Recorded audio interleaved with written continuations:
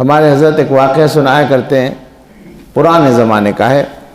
اس زمانے میں جب سفر کے ذرائع نہیں تھے، کہتے ہیں کہ ایک صاحب ایک شہر میں رہتے تھے اور وہ تاجر تھے، کاروباری تھے، اور ان کا کاروبار ایک دوسرے علاقے کے کسی شہر سے تھا جو لمبی مسافت تھی۔ تو سال میں 2 مہینے 3 مہینے کے لیے وہ اس دوسرے شہر میں جا کر رہا کرتے تھے اپنے کاروبار کے لیے۔ ایک مرتبہ ان کے ذہن میں یہ آیا کہ کاروبار کے لیے وہاں رہنا ہی پڑتا ہے، کچھ ضرورتیں بھی پیش آتی ہیں، اگر وہاں بھی ایک نکاح کر لیا جائے تو آسانی ہو جائے گی، پاک دامنی کی زندگی گزارنے کا بھی موقع ملے گا۔ وہاں انہوں نے کسی آدمی سے کہا، اور وہ کوئی صاحبہ تھیں، ان سے بات ہوئی کہ صاحب ہم اس طرح سال میں 2-3 مہینے یہاں رہتے ہیں، اگر اس طرح آپ تیار ہوں تو ہم نکاح چاہتے ہیں۔ وہ تیار ہو گئی، نکاح ہو گیا۔ لیکن انہوں نے اپنی پہلی بیوی کو نہیں بتایا۔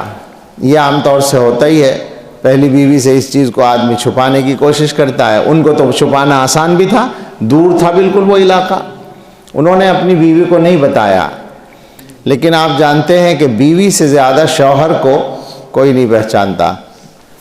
ہمیشہ یاد رکھیں، بیوی جو ہے شوہر کے لیے مصلح ہوتی ہے، شوہر کی اصلاح کا ذریعہ ہوتی ہے بیوی، چونکہ وہ کسی دباؤ کو یا کسی روب کو قبول نہیں کرتی۔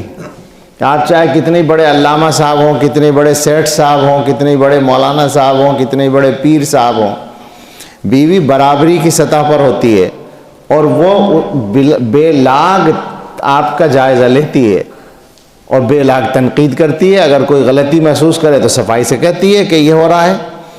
تو بیوی جو ہے اس کو شوہر کا انداز تو سب پہچاننا آتا ہے۔ ہمارے حضرت بولا کرتے ہیں کہ اس نے دیکھ لیا کہ بدلے بدلے میرے سرکار نظر آتے ہیں، لیکن وہ بھی شریف عورت تھی، متقی عورت تھی۔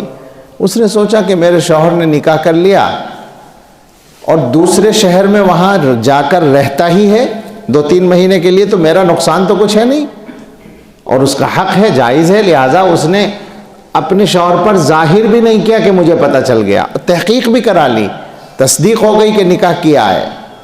ہمارے یہاں کیا ہوتا ہے؟ ہمارے یہاں یہ ہوتا ہے کہ ایسا شوہر جو کہیں 2-3 مہینے 4 مہینے کے لیے جاتا ہے، نکاح کر لے گا تو فضیحت ہو جائے گا، اور یوں کچھ بھی کرتا پھرے کوئی پوچھنے والا نہیں۔ یہ ہو رہا ہے نا۔ جس معاشرے میں، ہمارے حضرت فرمایا کرتے ہیں، جس معاشرے میں نکاح مشکل ہوتا ہے اس میں زنا آسان ہوتا ہے۔ ہمیشہ نکاح کو آسان بنانے کی کوشش کرنی چاہیے، بدکاری سے بچ جائیں گے۔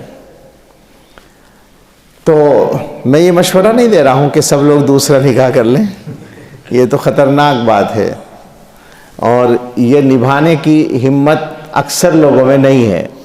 ایک ہی پر اکتفا کریں اور پاک دامنی کی زندگی گزاریں۔ لیکن بہرحال وہاں یہ ہوا، چند سال گزر گئے، اس کے بعد ان صاحب کا انتقال ہو گیا۔ انتقال اپنے پرانے گھر پر ہوا۔ اب آپ اندازہ کریں، میں بات کہنا چاہتا ہوں کہ تقوی جس کو کہتے ہیں، حلال کمانے کی، حلال کھانے کی کوشش کس کو کہتے ہیں، یہ دیکھیں آپ۔ شریعت کا حکم یہ ہے کہ اگر کسی مرد کا انتقال ہو اور وہ صاحب اولاد ہو تو اس کی بیوی کو اس کی میراث کا 8واں حصہ ملتا ہے،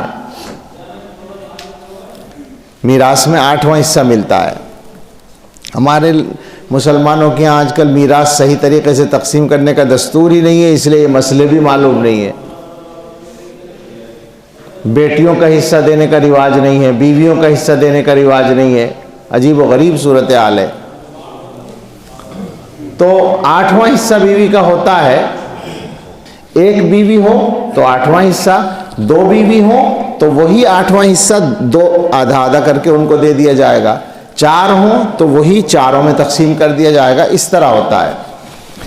شوہر کا انتقال ہو گیا، سارا مال بھی یہی ہے پرانی بیوی کے پاس، اور شوہر نے بیوی سے یہ بتایا بھی نہیں ہے کہ میں نے نکاح کر رکھا ہے دوسرے شہر میں، اب آپ ایمانداری سے بتائیں، ہم جیسا کوئی آدمی ہوگا تو اس بیوی کو میراث بھیجے گا؟ میراث میں سے اس کا حصہ بھیجے گا؟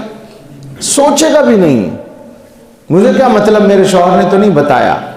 لیکن جس کا مزاج یہ ہو کہ صرف حلال کھانا ہے، ہم لوگوں کا قصہ ہے کہ ہم سوچتے ہیں مل جائے، جس طرح مل جائے، اور جو آخرت پہ نظر رکھتے ہیں ان کا یہ ہوتا ہے جو ملے حلال ملے، میرا حق ملے، دوسرے کا نہ میرے پاس آئے۔ تو اس اللہ کی بندی نے شوہر کی میراث کو تقسیم کیا، 8واں حصہ الگ کیا، اور اس 8ویں حصے کو 2 حصوں میں تقسیم کیا، آدھا اپنے لیے رکھا اور آدھا ایک بوری میں بہت سارا سامان تھا، زیورات بھی تھے، پیسہ بھی تھا، درہم دینار اور چیزیں، اس کو ایک بھر کے کسی چیز میں ایک آدمی کو کرایہ دیا اور پتہ بتایا کہ وہاں کا سفر کرو، فلاں شہر میں فلاں جگہ ایسا مکان ہوگا، اس میں ایک عورت ہوگی، اس کا یہ نام ہے، اس کو جا کر پہنچا دو کہ آپ کے شوہر کا انتقال ہو گیا ہے، ان کی میراث میں سے یہ آپ کا حصہ ہے۔ یہ تو ادھر کی بات ہوئی، وہ آدمی لے کر وہاں پہنچا ہے، کیا بات ہے، سارے لوگ اچھے تھے، اس نے جا کر خبر سنائی، انا للہ و انا الیہ راجعون پڑھا، پھر اس نے وہ مال دیا کہ یہ آپ کے بڑا مالدار آدمی تھا، آپ کے شوہر کے مال میں سے آپ کا حصہ ہے، 8ویں حصے کا آدھا ان کی پہلی بیوی نے بھیجا ہے۔ تو اس اللہ کی بندی نے جواب دیا کہ یہ مال، اس میں میرا حق نہیں بنتا، یہ واپس لے جاؤ، میرے شوہر کی پہلی بیوی کو سلام کہو اور ان سے کہہ دینا کہ جب ہمارے شوہر آخری بار یہاں آئے تھے تو انہوں نے مجھے طلاق دے دی تھی، انتقال کے وقت میں ان کی بیوی نہیں تھی، لہٰذا یہ مال میرا نہیں ہے، واپس لے جاؤ۔ سمجھ میں آئی بات؟ یہ ہے وہ جس کو تقویٰ کہتے ہیں۔ اب آپ بتائیں، جو آدمی یہ طریقہ اختیار کرے گا، ایمانداری سے سوچ کے بتائیں، سب مسلمان ہیں، اللہ تعالیٰ نے جو اس کو دینا لکھ رکھا ہے اس کی تقدیر میں، وہ کم کر دیں گے اللہ میاں یا برکت بڑھا دیں گے؟ کم تو ہوگا نہیں۔ اچھا، اگر حلال حرام سب ہڑپ تو زیادہ ہو جائے گی، اس کی تقدیر سے زیادہ ہو جائے گا؟ جو لکھا ہے وہی ملے گا، جو مقرر ہے اللہ کی طرف سے اس سے زیادہ نہیں ملے گا، اور برکت الگ سے ختم ہو جائے گی، انجام الگ سے خراب ہوگا۔